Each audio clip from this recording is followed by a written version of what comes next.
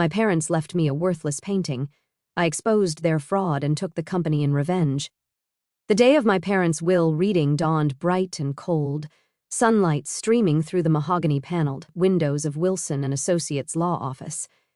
I sat quietly in the corner, watching my brother Mark strut around the room in his tailored suit, already acting like he owned everything in sight, which, if I was being honest with myself, he probably did. "Miss Sarah Bennett," the lawyer's voice cut through my thoughts. "Are you ready to proceed?" I nodded, gripping the arms of my leather chair. At 32, I was about to find out what my parents really thought of me, though I already had a pretty good idea. The constant comparisons to Marcus throughout our lives had made that painfully clear. Mr. Wilson adjusted his wire-rimmed glasses and began reading. "To our son Marcus, for his unfailing dedication to the family business and maintaining the Bennett legacy." He went on to list assets that made my head spin. The family estate in Vermont, our summer house in the Hamptons, controlling shares in Bennett Industries, and a portfolio worth millions. Marcus's smirk grew with each item. Then came my part. "To our daughter Sarah," Mr. Wilson paused, shuffling his papers, "we leave the painting Autumn Twilight, currently hanging in the study of our main residence." The room fell silent. Marcus didn't even try to hide his laughter. "A painting?" I managed to ask, my voice barely above a whisper. "Just a painting?" "It was your mother's favorite," Mr. Wilson offered weakly, clearly uncomfortable with the disparity. Marcus walked over and placed a hand on my shoulder, his grip just tight enough to hurt. "Don't worry, sis. I'll make sure you get a good job in the company, maybe in the mailroom." I shrugged off his hand and stood up. The Bennett family fortune, built over 3 generations, now belonged entirely to my brother. All I had was a single painting that my mother had bought at some small gallery years ago. I'd always thought it was pretty, a forest scene at dusk with strange geometric shapes hidden among the trees, but it wasn't exactly a fair inheritance. "Is that all?" I asked Mr. Wilson. He nodded sympathetically. "The painting must be collected within 7 days." I left without another word, ignoring Marcus's calls behind me. The drive to my parents' house, now Marcus's house, felt surreal. The guards at the gate gave me suspicious looks but let me through when I explained about the painting. Inside, the housekeeper Margaret met me with tears in her eyes. "Oh, Miss Sarah," she whispered, hugging me tight. "It's not right what they did to you." I hugged her back, fighting my own tears. Margaret had been more of a mother to me than my own mother sometimes. She helped me take down the painting from the study wall, carefully wrapping it in a blanket. "Your mother used to stare at this for hours," Margaret said softly, "especially in the last few months. Sometimes she'd mutter about numbers and patterns. We thought the illness was making her confused." I looked at the painting more closely in the fading light of the study. The geometric shapes seemed to shift and change, creating patterns I'd never noticed before. "Numbers?" Margaret nodded. She traced the shapes with her fingers, over and over. Mr. Bennett would get so angry about it. That night, in my small apartment across town, I hung the painting on my living room wall. It was beautiful in its own way. The forest scene was painted with incredible detail, each leaf and branch precisely rendered. But those geometric shapes, they didn't quite fit with the natural elements. They seemed almost deliberate, like they were trying to tell me something. I poured myself a glass of wine and sat on my couch, staring at the painting. My mother's final gift to me. Was it really just a cruel joke, a final reminder that I'd never measure up to Marcus? Or was there something more? My phone buzzed. Marcus calling again. I ignored it, like I had his last 5 calls. He probably wanted to gloat more or maybe offer me that mailroom position. Instead, I opened my laptop and started researching the painting, Autumn Twilight by an artist named James Morrison. No major exhibitions, no auction records, barely any online presence at all. The gallery where my mother bought it had closed years ago. It was like the painting had appeared out of nowhere. A text from Marcus popped up.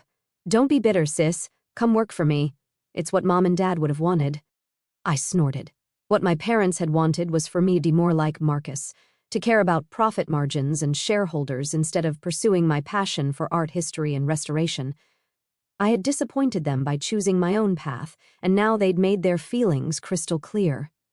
But something about the painting kept drawing my attention.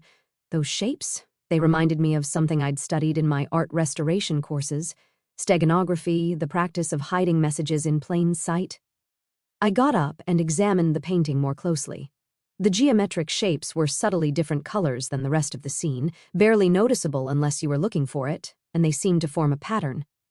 A knock at my door made me jump. It was past midnight. Who would be visiting at this hour? Through the peephole, I saw Marcus standing there, his usually perfect hair disheveled. "Sarah," he called out, "open up. We need to talk about the painting." I stayed silent, watching him through the peephole. He'd never shown any interest in art before. Why was he here now, in the middle of the night, asking about a supposedly worthless painting? "Sarah, please." His voice took on an edge of desperation I'd never heard before. "Mom left instructions about the painting. You need to give it back." Instructions? My heart started pounding. Maybe I wasn't crazy. Maybe there really was something hidden in those geometric shapes. "Go away, Marcus," I called through the door. "The painting is mine. It's all I got, remember?" "You don't understand," he hissed. "That painting, it's not what you think. Give it to me now and I'll give you $5 million. $5 million? For a painting he'd laughed about just hours ago? I backed away from the door, my mind racing. Marcus was many things, but he wasn't stupid with money. If he was offering that much, the painting must be worth far more. I heard him fumbling with something. Keys. Did he still have a copy of my spare key from when I'd been sick last year? I quickly grabbed the painting off the wall and ran to my bedroom, locking the door behind me just as I heard my front door open. "Sarah," Marcus's voice echoed through my apartment. "Where are you? Where's the painting?" I held the painting close, my hands shaking. In the dim light of my bedroom, those geometric shapes seemed to glow faintly, and then I saw it, a pattern I'd missed before. The shapes weren't random at all. They formed numbers, hidden so cleverly in the forest scene that you'd never notice unless you knew exactly what to look for. "Sarah," Marcus was getting closer. "Think about what you're doing. That painting is worth more than you can imagine." I turned the painting over, inspecting the back.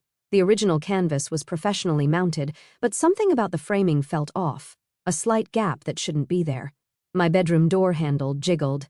"Sarah, open this door right now." With trembling fingers, I pried at the gap in the frame. A small piece of paper fluttered out, covered in my mother's elegant handwriting. As I read the first line, my breath caught in my throat. "My dearest Sarah, if you're reading this, you've discovered what I always knew you would. You see patterns others miss, you question what others accept. And now, my darling girl, you're about to understand why your father and brother have always been so afraid of you." The pounding on my bedroom door grew louder, but I barely heard it. I was too busy reading my mother's letter, my hands shaking as each word revealed a truth that would change everything. The numbers in the painting weren't just random shapes. They were coordinates, accounts, and passwords to something that would shake the very foundation of Bennett Industries. And my brother, still shouting outside my door, had no idea that his perfect world was about to crumble. I don't know how long I sat there on my bedroom floor, reading and rereading my mother's letter while Marcus continued his tirade outside. My hands trembled as I absorbed each carefully written word. The numbers in the painting, when combined with the access codes I've included here, will lead you to the truth about Bennett Industries. Your father and brother built their empire on stolen innovations, patents, and designs taken from brilliant minds who trusted them. I was one of those minds, Sarah, and you, my dear daughter, were always meant to be my successor. A loud crash from my living room jolted me back to reality. Marcus had apparently gotten tired of asking nicely. "I'm calling the police!" I shouted, already dialing 911. "Go ahead," Marcus yelled back. "I'll tell them you stole company property. That painting belongs to Bennett Industries." But I knew better now. The letter explained everything, how my mother had been a brilliant inventor in her own right, how she had hidden her work in plain sight all these years. The painting wasn't just art. It was a key to a hidden database of evidence. "The coordinates will lead you to my private laboratory," the letter continued. "Everything you need is there, but be careful, Sarah. Your father and brother will do anything to keep their secrets buried." I heard Marcus's footsteps retreating, followed by my front door slamming. Taking a deep breath, I emerged from my bedroom. My apartment was a mess. Marcus had apparently searched every corner looking for the painting, but I didn't care about the chaos. I had work to do. First, I photographed every inch of the painting, capturing the geometric shapes from every angle. Then I carefully wrote down the coordinates from my mother's letter. According to her instructions, I needed to overlay the shapes in a specific sequence to reveal the full set of access codes. My phone buzzed again, this time with a text from Margaret, our old housekeeper. "Miss Sarah, men are at the house removing all your mother's things. They're looking for something in her study. Please be careful." They were destroying evidence. I had to move fast. The coordinates led to a location in the Berkshires about 3 hours from the city. My mother had written that she purchased the property under her maiden name, keeping it hidden from my father and brother. "The lab is underground," her letter explained. "The entrance looks like an old storm cellar, but it's equipped with state-of-the-art security. Use the first sequence of numbers from the painting to gain access." I packed quickly, laptop, the painting carefully wrapped in blankets, some clothes, and my mother's letter. As I headed to my car, I noticed a black SUV parked across the street, its engine running. Marcus wasn't done yet. The drive to the Berkshires was tense. The SUV followed me for the first hour, keeping a consistent distance. I took every detour and back road I could think of, finally losing them somewhere near the Massachusetts border. By the time I reached the coordinates, it was nearly dawn. The property looked abandoned at first glance, just an overgrown field with an old farmhouse in severe disrepair. But as I walked the grounds, comparing the geometric shapes in the painting to the natural landscape, I realized my mother's genius. The shapes weren't just numbers, they were a map. The seemingly random patterns of trees and rocks matched the artwork perfectly. The storm cellar was exactly where the painting indicated. Its rusted doors looked like they hadn't been opened in decades, but when I input the first sequence into a hidden keypad, they smoothly swung open to reveal a staircase descending into darkness. Motion sensor lights flickered on as I made my way down. The temperature dropped with each step, and I could hear the soft hum of ventilation systems. At the bottom, another keypad waited. This time, I needed to use the second sequence from the painting. The laboratory that emerged from the darkness took my breath away. It was like stepping into a different world, pristine white walls, advanced equipment, and rows of computers humming quietly. But what caught my eye was the wall of patents and prototypes, dozens of innovations that I recognized from Bennett Industries products, but with one crucial difference: they all bore my mother's original signature. "Oh my God," I whispered, moving closer to examine them. These weren't just similar to Bennett Industries technology, they were the originals. My mother hadn't just been a passive observer in the company, she had been its hidden genius. A familiar voice behind me made my blood run cold. "Impressive, isn't it?" I spun around to find my father standing in the doorway, looking exactly as he had the day he died, or at least the day we thought he died. Marcus stood beside him, a satisfied smirk on his face. "Did you really think your mother was the only one who knew about this place?" my father asked, stepping into the lab. Though I must admit, hiding the coordinates in that painting was clever. "We've been searching for this facility for months." I backed away, clutching my mother's letter. "You're supposed to be dead." He smiled, but it didn't reach his eyes. Sometimes the best way to find something is to make people stop looking for it. "Your mother's death was unfortunately real, but mine, well, let's just say it served its purpose. The will reading was a trap, I realized. You wanted me to find the painting." "We needed you to lead us here," Marcus explained, moving to block the exit. "Mom changed all the security protocols before she died. We couldn't get in without the codes. And now," my father said, advancing slowly, "you're going to help us destroy everything in this lab. All evidence of your mother's work will disappear, and Bennett Industries' patents will remain secure." But they had made one crucial mistake. While they were talking, I had been backing toward my mother's main workstation. Her letter had mentioned an emergency protocol, a sequence of numbers that would activate something she called the clarity protocol. "Actually," I said, reaching behind me to input the sequence, "I don't think I will." The lab's lights suddenly shifted to a pulsing red, and a computerized voice announced, "Clarity protocol activated, broadcasting evidence to all major news outlets and regulatory agencies. Deletion impossible." My father's face contorted with rage. "What have you done?" "Mom called it her insurance policy," I said, feeling stronger with each word. "Every piece of evidence in this lab has just been transmitted to hundreds of secure locations, patents, proof of theft, fraudulent documents, everything. Bennett Industries is about to face some very uncomfortable questions." Marcus lunged forward, but it was too late. Alarms began blaring and the lab security systems activated, sealing all exits. We were locked in together with the truth that would destroy their empire. She knew, I continued, watching their faces pale. She knew you would try to bury her contributions, just like you buried her innovations. So she made sure the truth would come out, one way or another. Through the lab's small windows, I could see police lights approaching. Someone, probably the lab's security system, had alerted local authorities.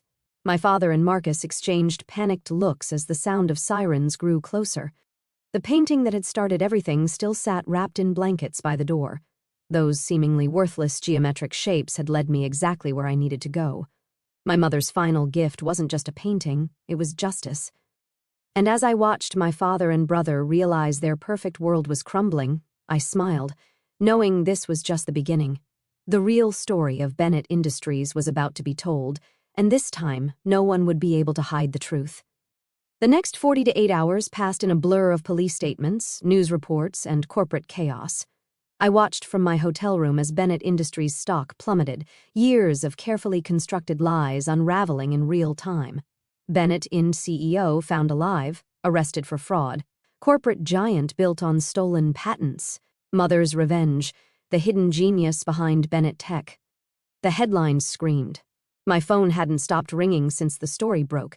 Journalists, lawyers, former employees, everyone wanted to hear my side of the story. But I was only interested in one call. Margaret, our former housekeeper, who had more revelations to share. "Your mother knew this day would come," she told me, her voice heavy with emotion. "That's why she made me promise to give you this after the truth came out." An hour later, I sat in Margaret's small living room, holding another letter from my mother. This one was different, not instructions or coordinates, but a story. Her story. "My dearest Sarah, now that you know the truth about Bennett Industries, it's time you understood your own history. You were never less than your brother. You were always meant for something more." As I read, the pieces of my life slowly shifted into focus. My mother hadn't been just another victim of my father's schemes.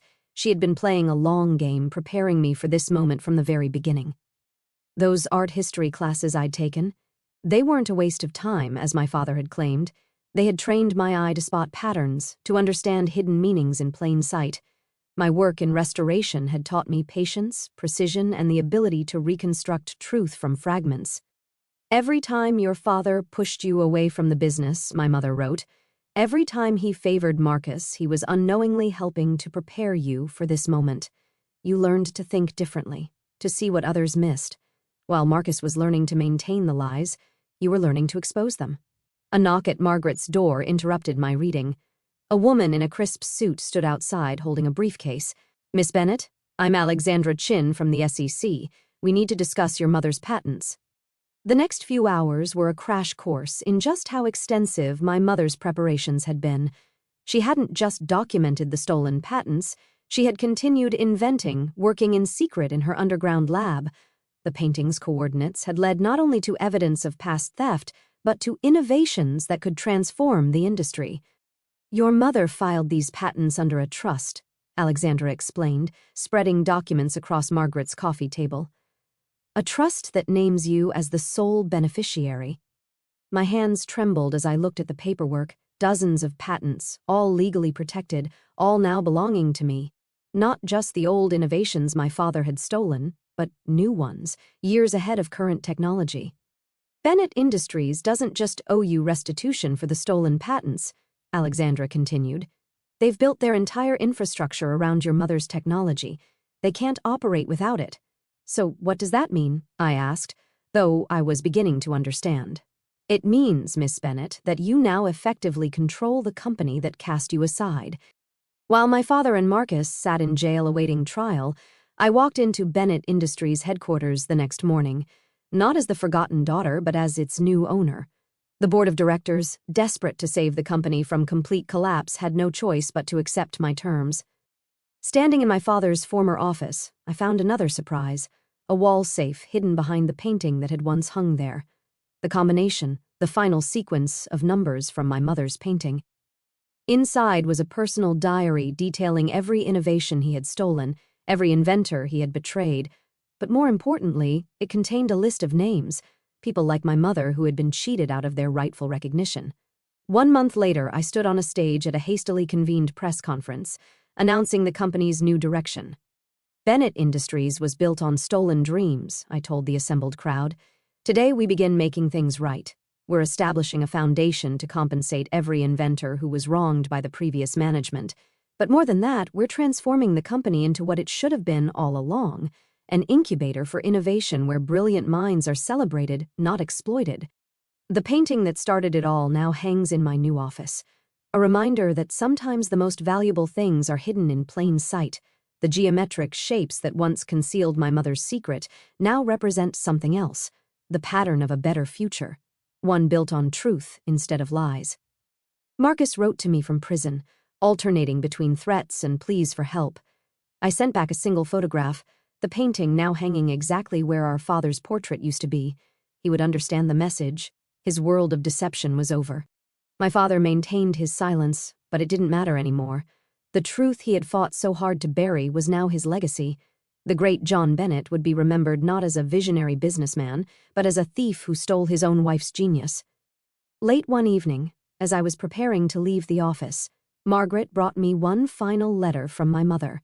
This one had been timed to arrive exactly 1 month after the company's transformation began. My darling Sarah, if you're reading this, you've done more than just expose the truth. You've begun to rebuild from the ashes of deception. I never wanted you to inherit a corrupt empire. I wanted you to have the chance to build something honest, something worthy of your heart. I traced my fingers over her handwriting, feeling closer to her than ever before. The worthless painting had been anything but worthless. It had been the key to everything. More than that, it had been my mother's way of showing me that I had inherited something far more valuable than money or status. I had inherited her vision for a better world. 2 years later, Bennett Industries, now renamed Aurora Innovations, is unrecognizable from what it once was. We've become a leader not just in technology but in ethical business practices. The foundation has helped dozens of inventors reclaim their stolen innovations, and our incubator program has launched countless new careers. The painting still hangs in my office, its geometric shapes now a familiar comfort. Sometimes, late at night, I could swear they shift slightly, as if my mother is still there, leaving me new patterns to unravel, new truths to discover. But the most important truth was there all along, hidden in plain sight just like those numbers. Success built on lies will always crumble, but success built on truth and justice will stand the test of time. Marcus was released from prison last week. He sent me a message asking to meet, to talk about rebuilding our family. I haven't responded yet. Some patterns I've learned are better left unchanged. Instead, I spend my time focusing on the future.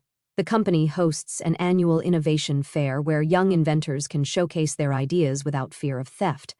Last year's winner was a young woman whose story reminded me of my mother, brilliant, underestimated, but unwavering in her vision. As I handed her the award, I saw my mother's painting reflected in the glass trophy. The geometric shapes seemed to dance with approval, reminding me that sometimes the greatest inheritances aren't the ones we can hold in our hands, but the ones that transform us from within. The worthless painting had given me something priceless, the truth about my past, control of my future, and, most importantly, the chance to ensure that no other brilliant mind would ever be silenced or stolen from again. And that, I know, would make my mother prouder than any fortune ever could. Looking back at that cold morning in the lawyer's office, I still feel the sting of being handed a single painting while Marcus received an empire. For years I had carried the quiet ache of never being enough, never ruthless enough, never practical enough in their eyes. That painting felt like the final proof that I was the afterthought child. I was angry, yes, but mostly I was heartbroken. Then the shapes started whispering. Every night I sat with that canvas, wine glass forgotten, tracing lines that refused to stay still. The moment my mother's letter slipped from the frame, something inside me cracked open, not with rage, but with recognition. She had seen me. All those times I thought I was invisible, she had been watching, trusting, preparing the one person in the family who looked at the world differently. Discovering her laboratory felt like stepping into her hidden heart, touching prototypes that bore her signature, reading patents stolen and rebranded as my father's triumphs. I cried harder than I had at her funeral. It wasn't just vindication, it was grief for the brilliant woman the world never got to meet because she chose to protect me instead of claiming her glory. Now, when I stand in my office and see autumn twilight on the wall, I no longer feel small. I feel chosen. Every geometric line is a love letter written in a language only I was trained to read. The fortune, the company, the headlines, they matter, but they are footnotes. What truly undoes me is knowing that my mother believed justice was worth more than safety, and that she trusted her underestimated daughter to finish what she started.